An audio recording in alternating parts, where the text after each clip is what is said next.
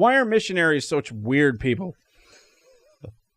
What do you mean by they're weird? Why are they people? weird? They're not all weird. They like even when they come back and to church, you know, and hang out, they're just like odd. Well, and they're like stay to themselves and well, okay. You know what I mean? Yeah. Well, like you're a weird guy. Right. Okay. Okay. So, all right. I'm going to, wow. You really stereotyped a missionary here. I did. Like, you did. Like, and no, they're not all like that at all. Yeah, they are. No, they're not. I know missionaries that are extroverted and connecting and not weird and not, I mean, I know those that are like over extrovert, you know, like they're like overly friendly. And because they've been in our country, that's still weird. Because they've been in our country, like that maybe like in America, right? We have our own personal spaces. You know, like in other words, when we talk and we communicate, there's a certain distance we keep apart. Yeah, right. But like, if you've been a missionary in our culture where they're talking like this, you know, all of a sudden they may carry that over into coming back, and now they're talking to you like nose to nose, and you're like, "What the trash? Why are they talking so close?"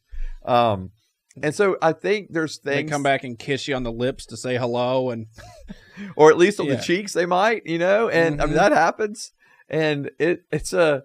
I do think that's so I think some of the things that happen is you begin to, you know, acclimate to the culture you're in, and it can be jarring coming back. And part of it can be that there's I know individuals that they come back to the States for kind of, you know, their 2 weeks or whatever it is a year, sometimes 3 weeks a year to see family, to meet with supporters, those kind of things. And they have a really hard time being back here. And all they can think about is getting back to the mission field because they're having culture shock here. And so sometimes they do get withdrawn when they're not typically that way because they're really, honest to God, having a hard time with the culture shock coming back. And so I'm, I guess, a lot more gracious to those kind of things. And but I will say this too. I know some very eccentric missionaries. And I do think that there's to do some of the things that God asks people to do, you've got to be a little eccentric to be willing to do it. And so you got to be a little willing to kind of, you know, I mean, do crazy stuff, you know. I don't know what that's like. I know. I'm so grounded. Yeah, just this. Yeah. Just a steady rock. Oh, yeah. Yeah, that's me. Absolutely being tossed in the waves. All right, so. Anyway. Yeah, so I do think there's a lot of different reasons of why missionaries maybe come across the way they do. So I think, one, it can be just their personality type. I think, two, culture shock coming back is really impacting them. And I think, you know, three, they're learning culture there and trying to figure out how that works back here in the States when they come back. And then, you know, and then four, you don't know all the things that they're experiencing and they've seen, and it literally may change them to some degree. Yeah, you know, that's part of it too, I think. Yeah. Where they come back and they're really passionate about something that nobody knows anything about. And you're like, okay. Right.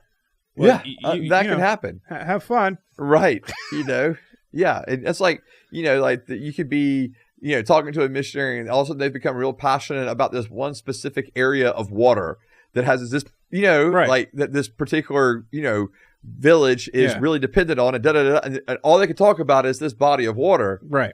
And you're thinking, is that it? Like, is that it? Yeah. And then you're sitting there with your water bottle like, what? Right. Yeah. I mean, and so like, those things absolutely can happen. And so get a better government. Why aren't you over there trying to start a revolution against the communists? Like, that seems easier and quicker. And then you won't have to... Right. Lie about why you're even in the country in the first place. Yeah. Right. Yeah. Conquering for Christ. Conquering for Christ. See what I'm saying? Yeah. It's just so much... Oh, whatever. Nate so wants to establish theocracies throughout the world. Oh. Ours is better than yours. Yeah. Oh, this is not good. No. Yeah. But again, having friends that have either been on the mission field or on the mission field, no, not everyone's a weirdo. Okay.